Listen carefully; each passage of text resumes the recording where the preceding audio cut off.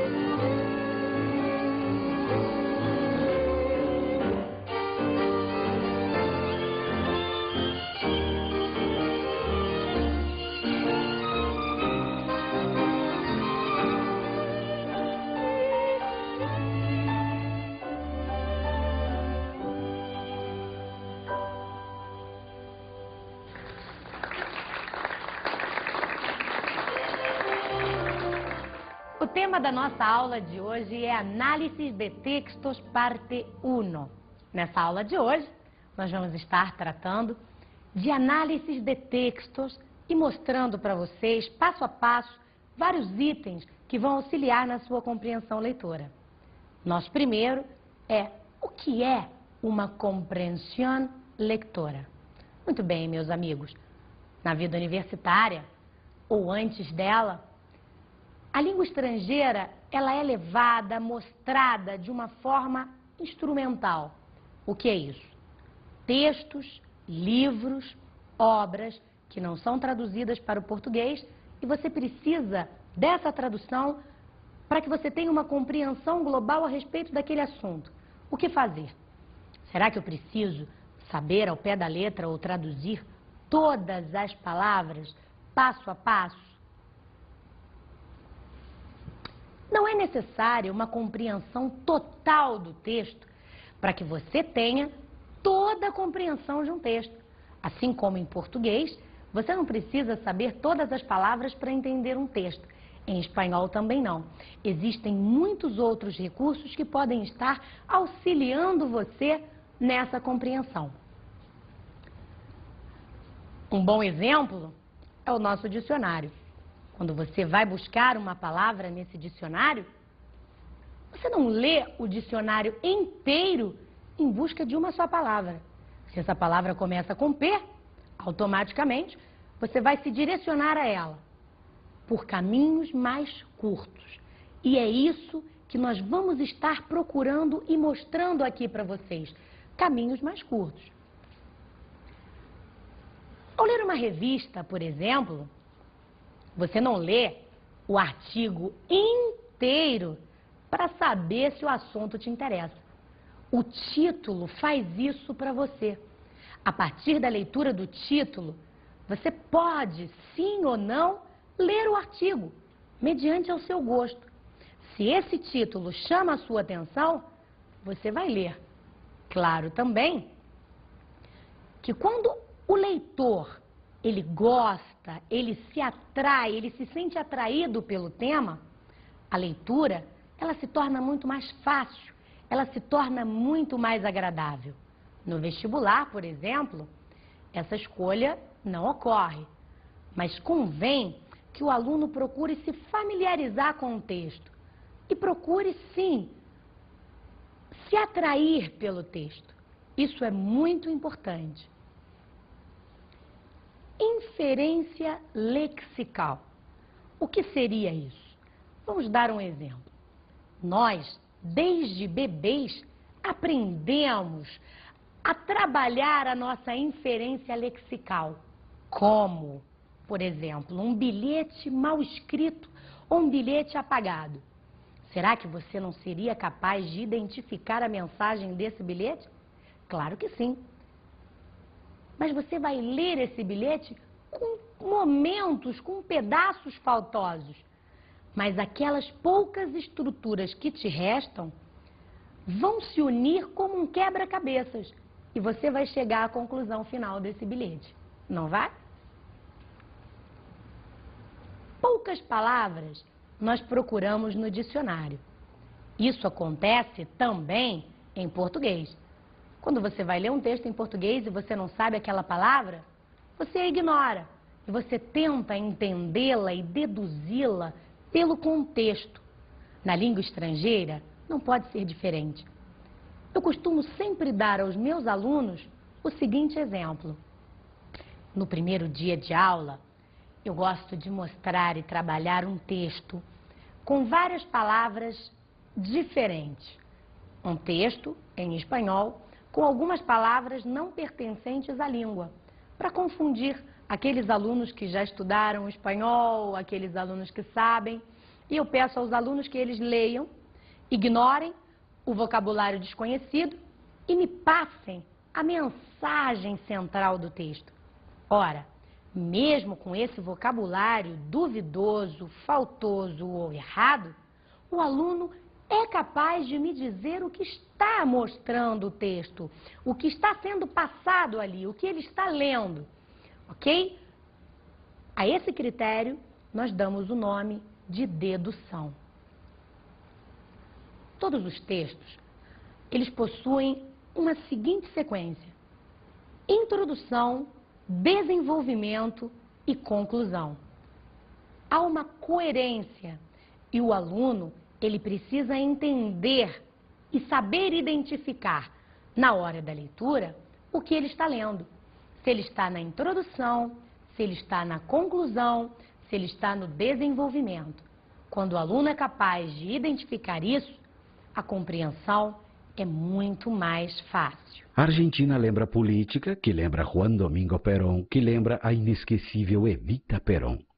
Filha de família pobre e quase sem instrução, Eva Maria Duarte tornou-se a figura mais idolatrada da história argentina. Começou a trabalhar como atriz, fazendo pontas em cinema e propagandas de rádio, passando depois a atuar com mais destaque. Ao conhecer o político Juan Domingo Perón, viúvo, passa a acompanhar de perto a atividade política. Seguindo a linha populista de Perón, trabalha pelos descamisados e faz campanha pelos direitos femininos.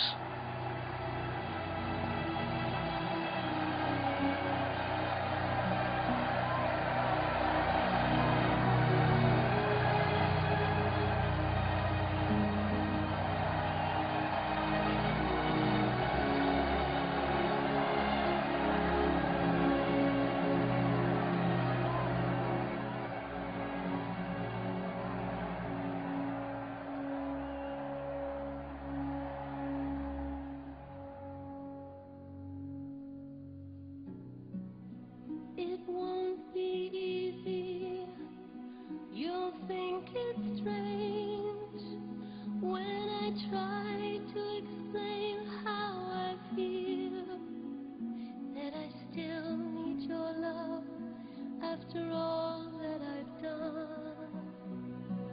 You won't believe me, all you will see is a girl you once knew, although she's dressed up to the nines, at sixes and sevens with you. Don't cry for me, Argentina.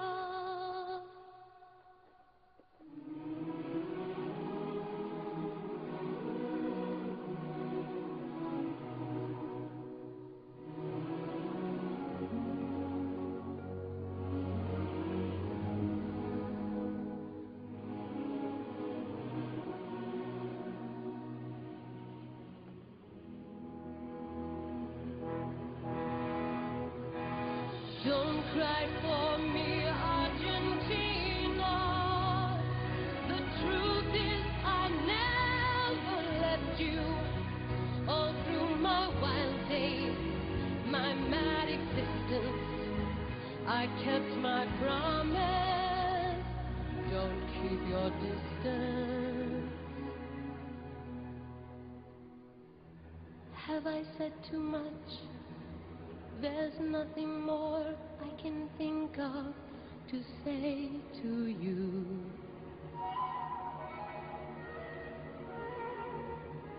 But all you have to do is look at me to know that every word is true.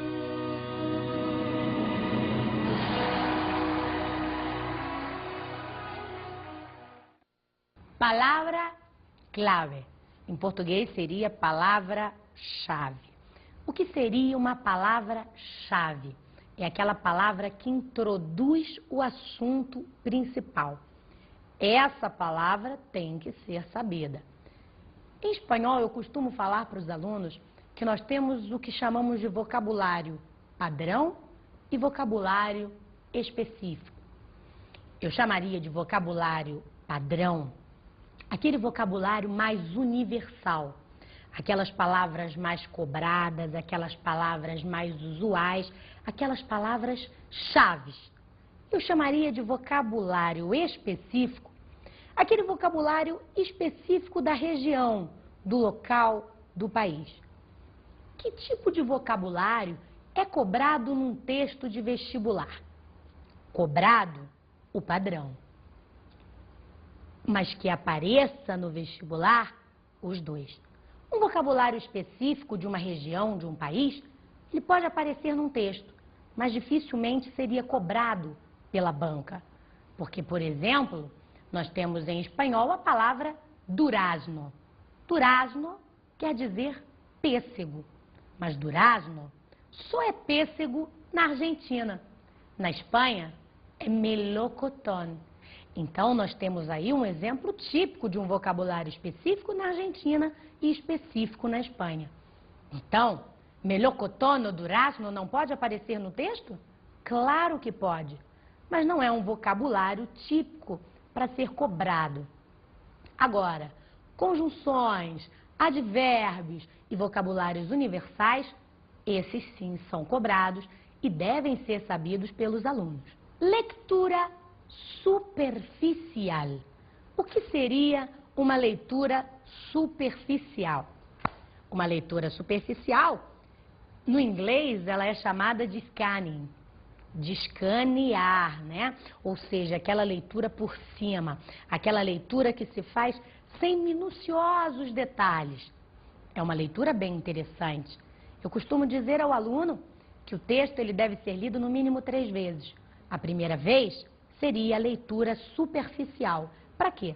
Para que, através dessa leitura, o aluno se situe, o aluno saiba exatamente do que se trata o texto e possa identificar alguns aspectos interessantes nele ressaltado. Informação não verbal. O que seria uma informação não verbal? Uma informação, um texto, onde não nos é passada a parte escrita. Bom, o que é um texto? Qualquer código que te passe uma linguagem, uma mensagem.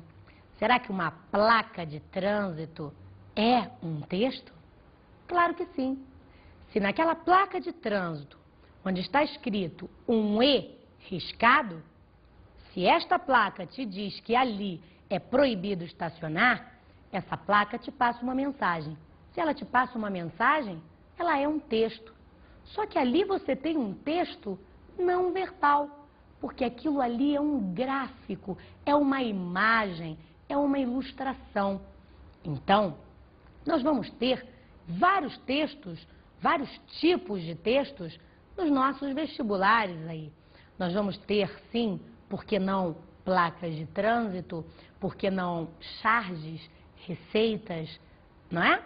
E essa leitura não verbal, principalmente a de charge, ela deve ser muito bem feita. Normalmente, as bancas elas associam a leitura não verbal à leitura verbal. E a não verbal, ela é o passo inicial para a leitura verbal. Se você entendeu aquele desenho, aquele gráfico, aquela charge, você tem mais do que meio caminho andado para uma boa compreensão leitora. Nas charges, você deve observar muito bem as expressões dos bonequinhos. O que ele está falando naquele momento? Ele está mostrando uma expressão de susto, raiva, rancor? Ele está assustado? Tudo isso deve ser analisado, porque a partir da emoção que a figura está passando, o texto é apenas o complemento dela. Muitas vezes, só pela análise minuciosa da charge, já se tem a resposta para a questão. A Argentina lembra bife de chouriço, que lembra churrasco, que lembra comida típica. A carne de vaca é, por excelência, a base alimentar dos argentinos. O churrasco, ou melhor, assado, como é chamado na Argentina, constitui um verdadeiro ritual quando família e amigos se reúnem nos finais de semana. Conhecimento prévio. O que seria o conhecimento prévio? Ao estudarmos o espanhol, nós devemos inserir essa técnica para o conhecimento prévio a todo momento, ok? Por quê? Como nós já falamos aqui para vocês em várias aulas, o espanhol é uma língua irmã da língua portuguesa. Então, nós trabalhamos a todo momento com analogias. São línguas neolatinas, possuíram a mesma origem, porém, desenvolvimentos diferentes. Mas muitos segmentos foram mantidos. Então, nós temos palavras que são idênticas ao português. Digamos que 90% do vocabulário do espanhol é o português. Claro, é evidente que nós vamos ter um grande problema, que se resume nos 10%, que aí Nós chamamos a essa categoria de palavras de heterossemânticos. O que é isso? Hétero, diferente. Semântico, significado. É uma palavra com a significação diferente da do português. É o caso, por exemplo, de apelido. Apelido, em espanhol, significa sobrenome. Só que nós temos a palavrinha em espanhol, sobrenombre, que em português quer dizer apelido. Por exemplo, meu nome é Andréia Ferreira. Mi apelido é Ferreira. Mi sobrenombre, Dedéia. Então, são palavras típicas heterossemânticas. E essas palavras nós também vamos estar trabalhando numa próxima aula. Só que hoje, o que convém ressaltar para você, meu aluno, minha aluna, que a todo momento você não pode temer, você deve trabalhar em cima de analogias com a sua língua. O espanhol é muito próximo, é a neolatina mais próxima da sua língua. Utilize essa arma para compreensão leitora. Interpretação de textos. Meu aluno, minha aluna, agora nós vamos ver na prática uma interpretação de texto. Bom, deixa eu explicar para você passo a passo o que será feito agora nesse momento da nossa aula. Os textos serão lidos por mim, né? No momento dessa leitura, eu vou estar destacando algumas palavrinhas-chave, algum vocabulário necessário para nossa compreensão e depois nós vamos estar discutindo e vendo como esse texto ele pode ser explorado. Vamos lá? El hidratante recomendado por los dermatólogos. Si estás embarazada, grávida, deberías saber que los niveles elevados de hormonas pueden poner tu piel más sensible a la luz del día. No solo en la playa o en la piscina. Caminando por la calle, manejando con una ventana abierta, siempre que estás al aire libre, tu piel está expuesta a los daños que se producen por la luz del día. Los dermatólogos llaman a esto melasma o máscara de embarazo. Los síntomas aparecen como forma de manchas y resequedad de la piel en la cara, con mayor frecuencia en pómulos, maçã do rosto, mentón, queixo y frente, testa. Nuestro hidratante está especialmente desenvolvido para prevenir estas manchas, usando diariamente Neutrogena Moisture FPS 15, le otorgas a tu piel la protección que ella necesita, protegiéndola e hidratándola totalmente durante 12 horas. Los tiempos, 22 de julho de 2001. A partir da leitura do texto El Hidratante, podemos utilizar dois recursos de habilidades de leitura. São eles, leitura superficial e palavra-clave. A partir da leitura superficial, é possível identificar o formato do texto. E a partir da tradução dessas palavras-chave, podemos unir os dois recursos e termos o produto final, que é a compreensão do texto. Nessa leitura, poderíamos explorar alguns setores gramaticais. Trabalharíamos com gramática do discurso, mas isso nós vamos deixar para análises de textos 2. Eu quero trabalhar aqui agora com vocês e explorar a intenção do texto. A partir dessa leitura superficial e da tradução dessas palavras-chave, como você identifica o texto? Qual é a intenção do texto? O título é El hidratante recomendado por los dermatólogos. Na primeira parte do texto, o que nos é transmitido é a importância de usar o hidratante num determinado momento específico da vida de uma mulher, a gravidez. Depois, o texto ratifica a importância do uso do hidratante, que foi recomendado pelos dermatologistas. O que você deduz? Qual é o intuito do texto? Vender o hidratante. O aluno, ele é capaz de deduzir que o texto, ele é uma propaganda, ele é um anúncio publicitário que visa vender o hidratante que foi recomendado pelos dermatologistas. Agora vamos analisar uma charge, trabalhando sempre também com a leitura não verbal. Vamos lá?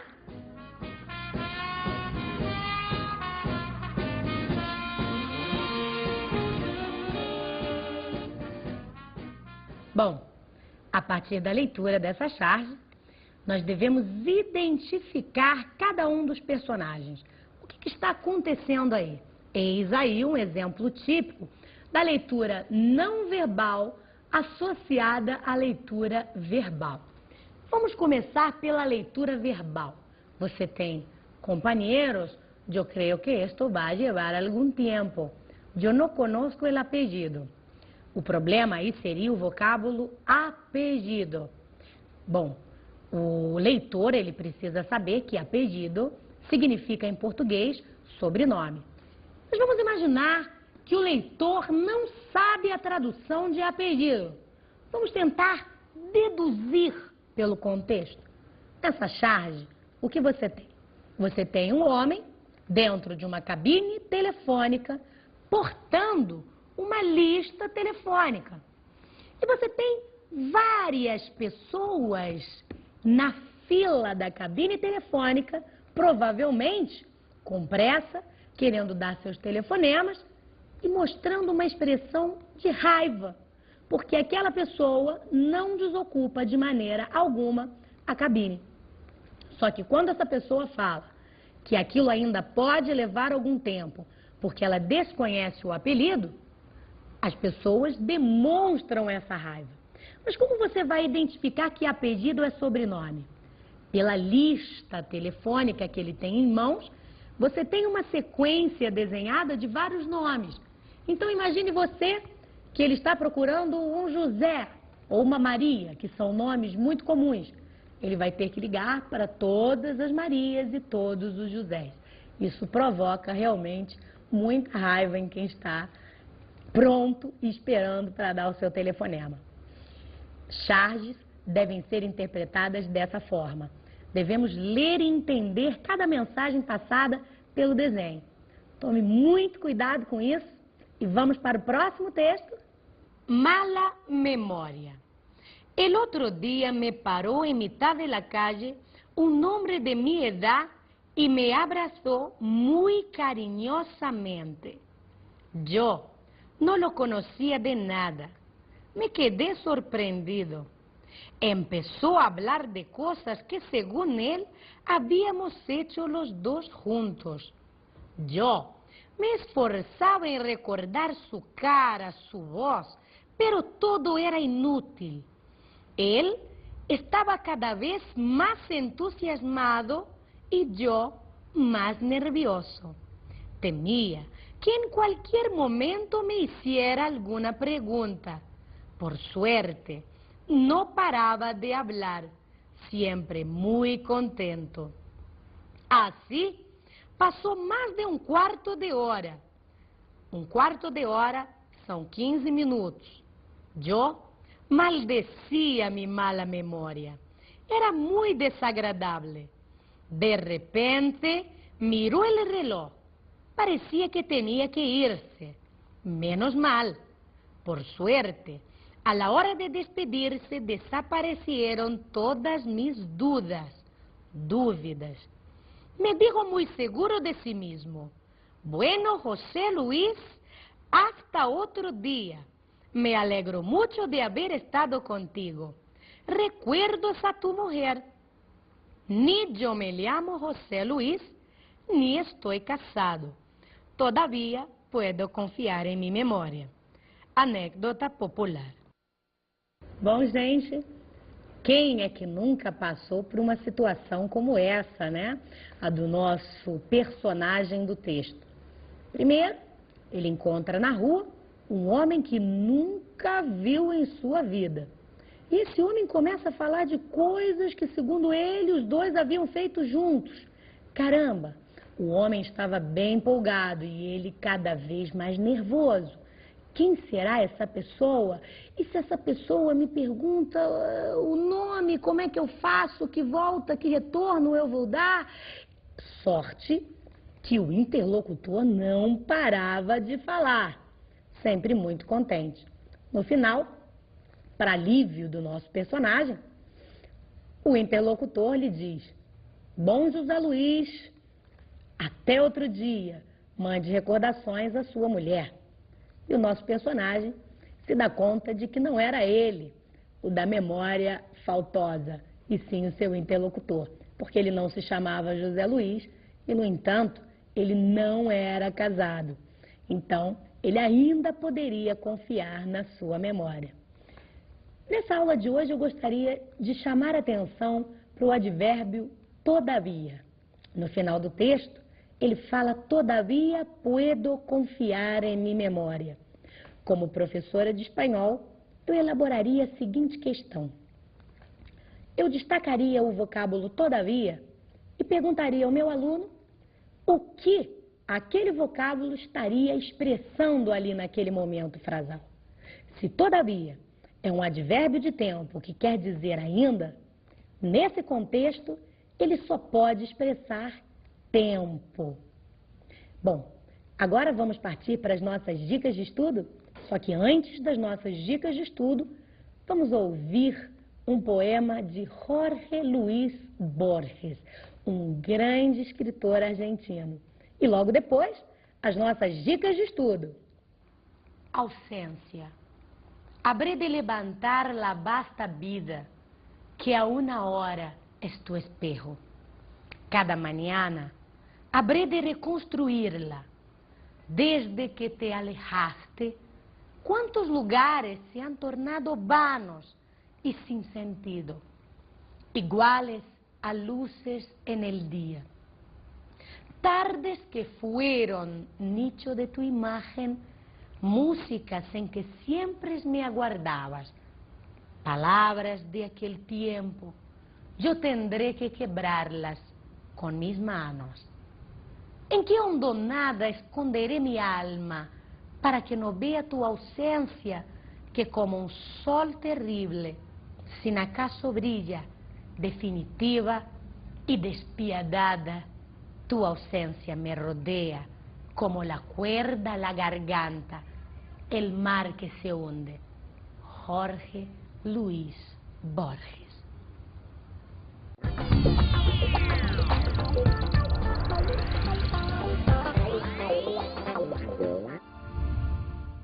A minha dica de estudo para vocês hoje é muito simples. Se nós tratamos de compreensão leitora, nada melhor que praticar. Quanto mais você ler textos, mantiver contato com o idioma, mais facilidade de compreensão leitora você tem. Bom, no nosso material didático, você vai ter aí uma boa seleção de textos de vestibulares de todo o país para praticar. Mas, independente disso, eu gostaria de estar indicando um site de onde é extraído vários textos de vários vestibulares de todo o país. É o jornal El País. E o site desse jornal é www.elpais.es. Repito, www.elpais.es. Acessando esse site, você poderá ler textos do jornal El País e eu recomendo a coluna Cartas de Leitores. São cartas, é uma coluna onde é aberto um espaço para a população reivindicar, reclamar, protestar algum direito. São textos argumentativos e muitos deles já foram textos e temas de provas de vestibulares. Essa é a minha dica, um grande abraço e boa aula!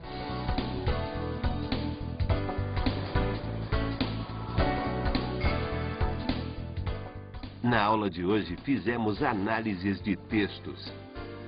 Uma análise que pode ser feita minuciosamente, com vários recursos de habilidades de leitura, tais como a leitura superficial, palavras-chave, leituras não verbais. Vimos palavras-chave. Palavra-chave, o que viria a ser isso?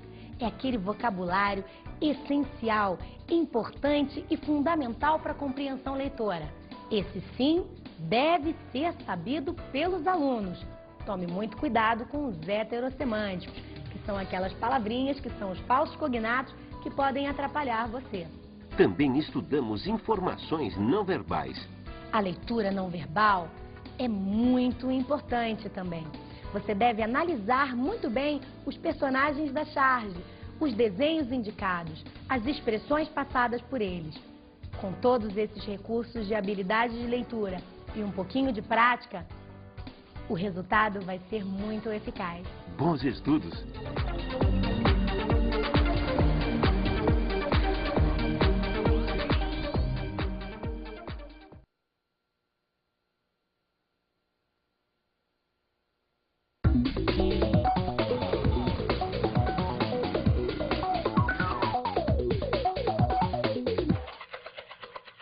Mi caro compañero, mi compañera de sala de clase, lo que tengo que decirles ahora en este momento es que en esta clase de comprensión lectora lo importante es resaltar todas las técnicas utilizadas y practicarlo en demasía.